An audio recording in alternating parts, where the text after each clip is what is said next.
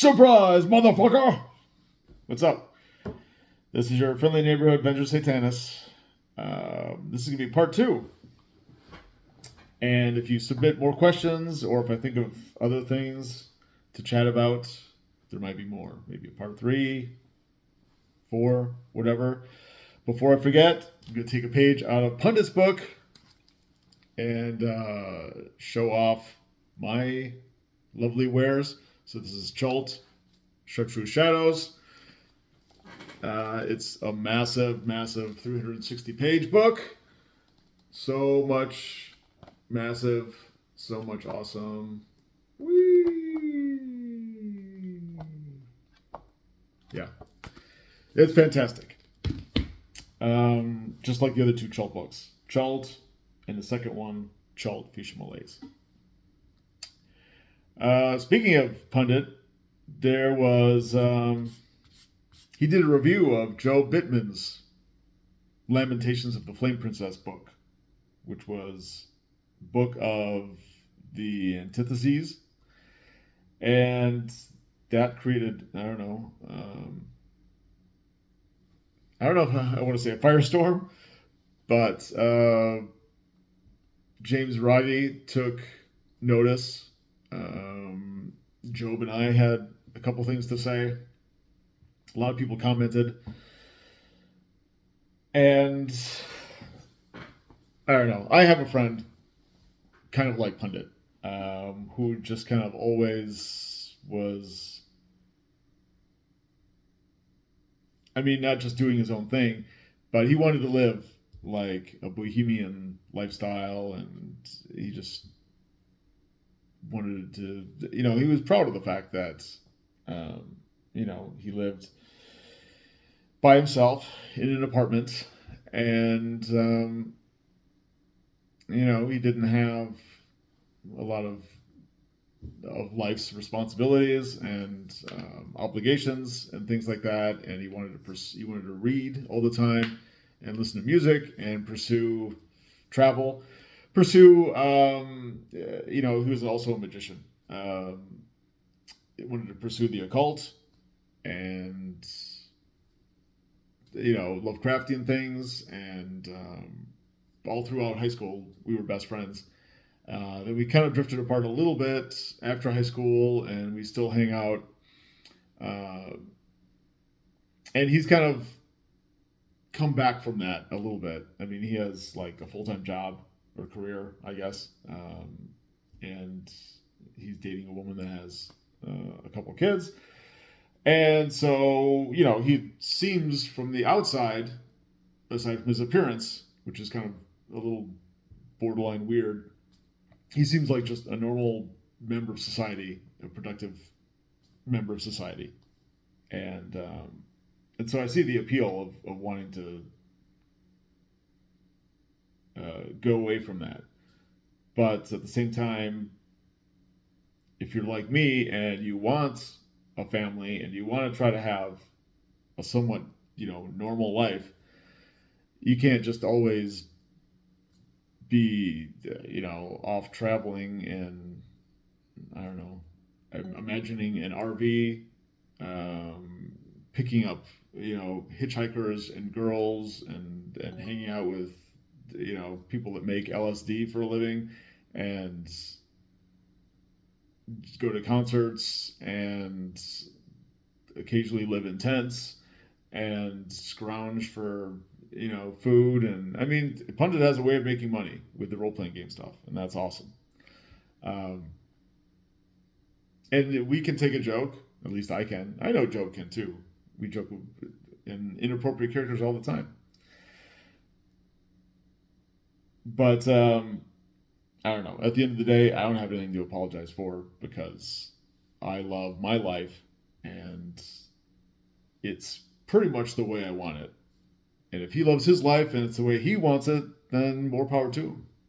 That's awesome. I don't think that has anything to do with one's personal magic or occult prowess. I mean, we've all accomplished I think great things.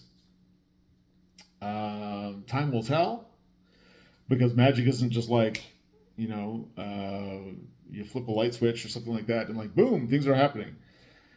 There's a lot of different layers and processes and initiations and rituals and manifestations of magic. It's a process. It's a journey. It's not just like, oh, I want to do the spell and this thing happens, and then like, yay, my life's awesome, or whatever.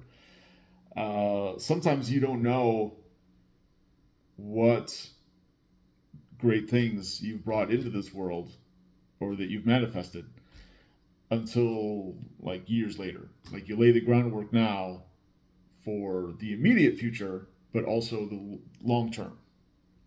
Anyway, that's if you probably didn't tune into this for a little lesson on magic. But if people would like to hear videos on that, I do know quite a bit, and my practice and my understanding is quite a bit different from pundits. And we've talked about this, publicly before. So if anyone's interested in my take, feel free to ask. Maybe I'll do a whole video on that. But let's get back to these questions, just like the last video. So these are Twitter questions that someone sent me. Coco13 sent me these questions. And I answered a couple, at least I hope I answered them, yesterday. So now I'm going to maybe a couple more. Okay, so your day-to-day writing habits. I try to get in an hour of writing every day. Sometimes I can do a little bit more if things work out. And obviously, sometimes you don't have an hour to write every day. So I'd say at least 5 or 6 days a week, I try to get an hour in at some point. It's not just like one solid block, although that would be ideal. Sometimes it's 20 minutes here, a half hour there, and then, another like 15 minutes before bed or something like that. You do what you can. And so that's how long. Usually whatever I'm writing, like if I have a current project, then I try to be as invested in that as I possibly can. It helps if you're self-motivated and you're excited about whatever project you're working on, and usually I am. Sometimes if I have a specific idea that comes to me for something else, then I'll take a break on the current project and I'll do however long is necessary, 20, 30 minutes writing on something else. I am working on something else that's kind of on the back burner that isn't going to come out until probably well into 2023. But I might kickstart it in early 2023. So maybe like in February, March. Maybe I'll start the Kickstarter before GaryCon. That would make a lot of sense. I'm not ready to reveal yet what the special project is, but it's pretty cool and I'm excited about it. What else can I tell you about?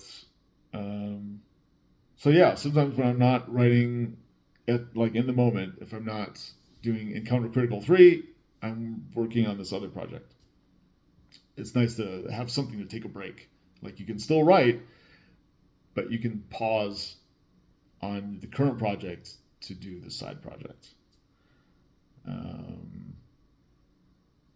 That question is kind of vague, so without more specifics, it's hard to like run down all the many tunnels possible. So if anybody has like a specific question about writing or my writing habits or whatever. Okay. The next question is how do you come up with your ideas? I'm a man of many influences. and I try to put as many of my influences into my work as possible. And some ideas just come to me. Sometimes I have to sit and think about things, or I put certain things aside until inspiration hits. So let's say you're working on a dungeon and you're all done except you have 3 rooms left to go, and you kind of know what room A, what you want for that. So you start working on that, and you get as much done of that as you can, as long as the ideas are flowing.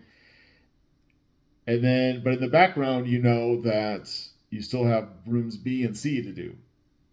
So maybe I'll come up with an idea for room B in the shower.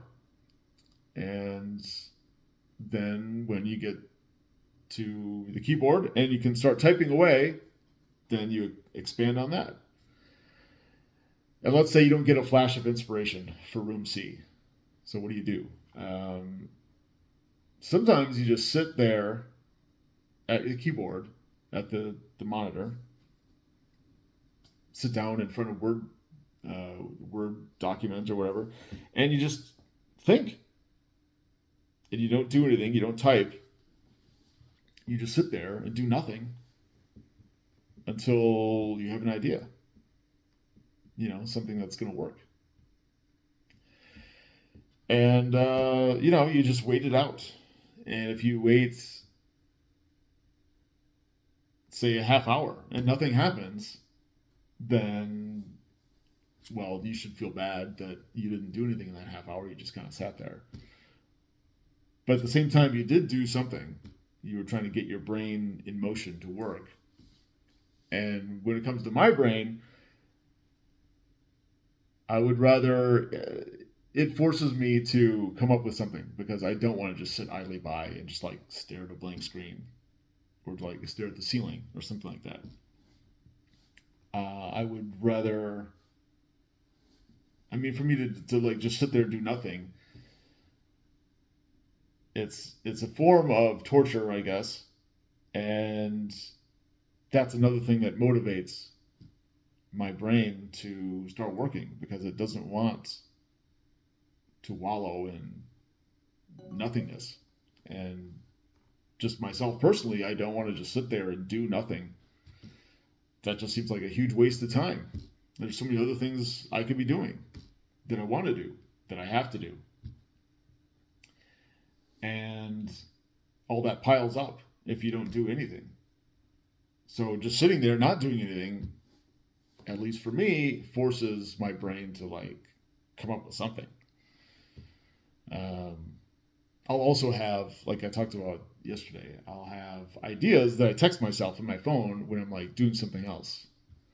If I'm waiting for the kids to get out of school and I just have like 5 minutes and maybe watching a video about something, an idea comes to me, I don't have time to like go home and type everything out. So I just text myself like the basics, and then I'll have the idea for later. So, you could dig in your phone and be like, oh yeah, I came up with that idea 2 weeks ago. I could do that, I guess. And then, then you have your idea for room C, and then you do that. And then the writing process means that there are stages for coming up with stuff. So you get the initial idea, and then you come back later and you add little details. And a lot of the time, I will come up with connective tissue that means that a certain room or whatever isn't completely isolated from the others, even if it is something like a Gonzo Funhouse dungeon. I still like little bits and pieces that track with what's going on in this area, what's going on in that area. There are certain people or factions that know about each other, so it's not just all one random thing and another thing that doesn't make sense in connection. It's not, sometimes not everything comes together perfectly. sometimes you don't want that. Sometimes that just feels too easy or too boring. But you do want some connection between things. At least I do. I think other people do too. So there's a middle ground. Anyway, that comes in later in the writing process. You come up maybe at the end or maybe at the beginning. If you have the presence of mind to be like, well, room A had this broken down like plasma generator, and then in room C you think like, oh well, there are these spare parts of this droid that was fucking around with a thermal detonator and found out, and maybe you put a little note in there that the spare parts from this droid could be used to fix the plasma generator or something like that. Or maybe you don't outright say it, but possibly the players will pick up on that. There's a connection there, even if it's not spelled out. All right, 16 minutes. I gotta finish this up soon. How to expand the brand? Just keep working in the same genre or with the same system. I like to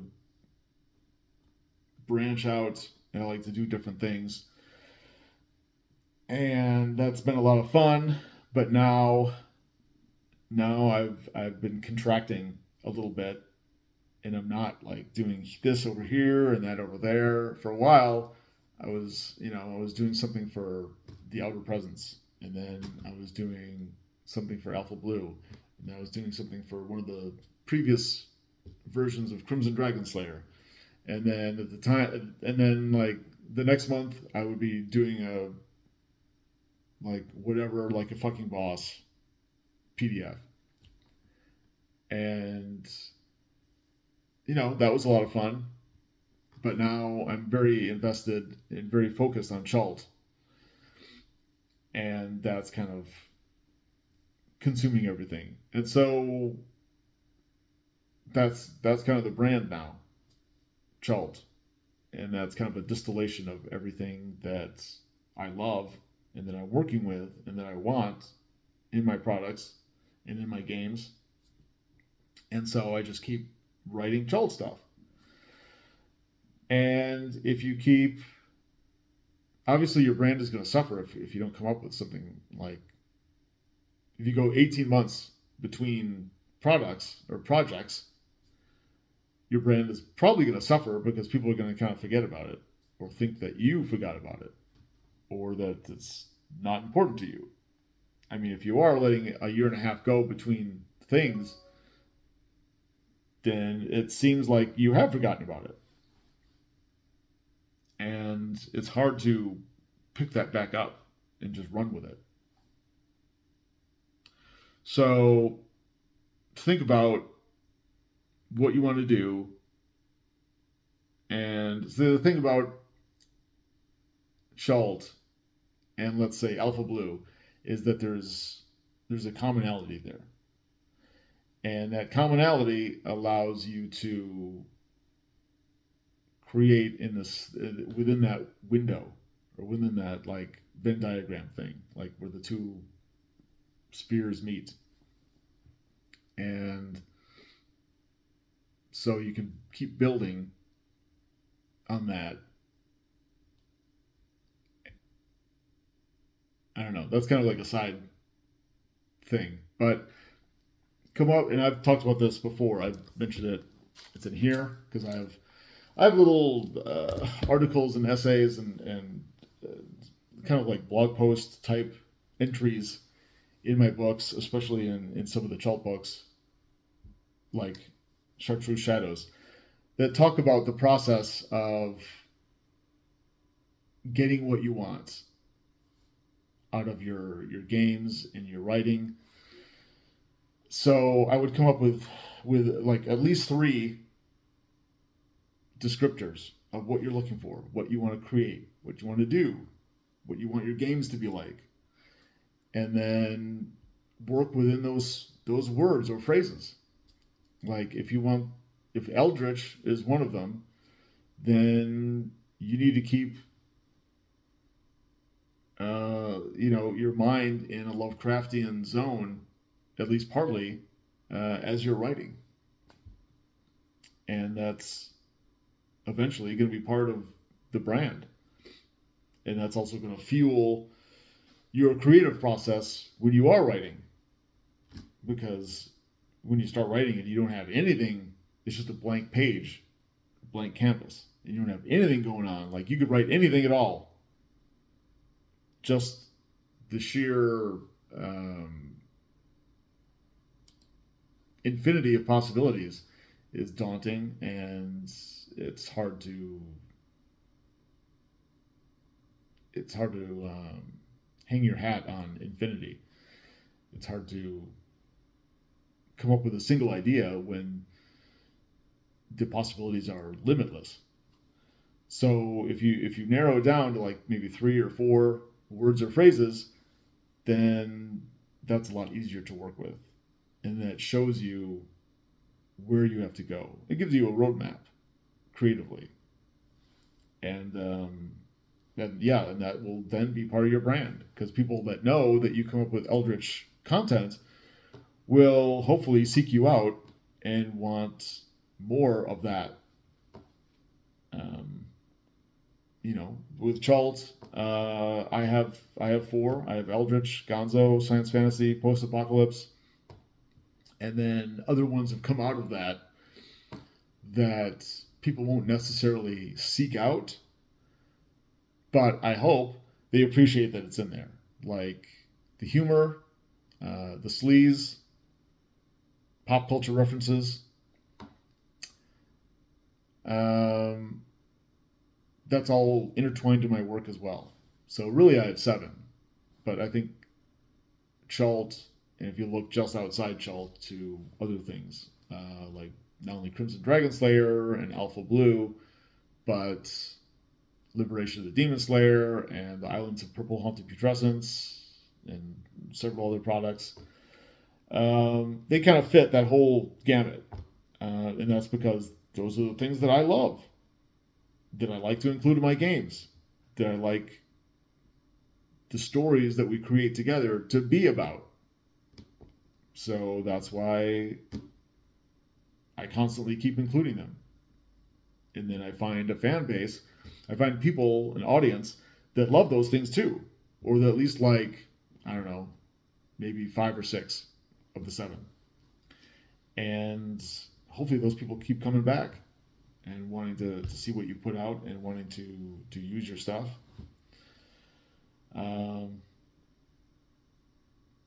I don't have like a lot of fanboys running around like, oh my God, Venger Satanis. I want to tweet about him all the time. That usually doesn't happen.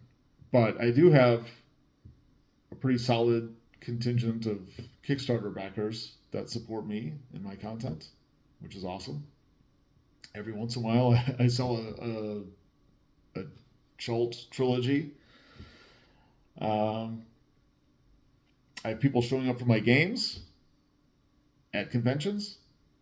I got my, I said this in the last video, I think. I got my games approved for GaryCon, so I'm very excited about that. Let's see, I think there's 4. Yeah, I think I'm doing 2 games on Friday, 2 games on Saturday, and then 1 game on Sunday before I drive back home. So hopefully you, if you're going to GaryCon, if you want to play and try shit out, or if you don't need to try it out because you know it and you already love it and you want to participate, when they're ready to let you join up and grab tickets for games, I encourage you to do that. I love playing with people that have heard of me or Chult and want to experience it for themselves. That's awesome. If I can do that, give a direct demonstration, that's fantastic. Then you kind of know what you're getting into, and you get to experience it direct from the source. Okay, it's 24 minutes. That's that's pundit levels of videography. which I usually don't want to get into. But since I've been talking about pundit a little bit, um, when in Rome, right? Okay, get this.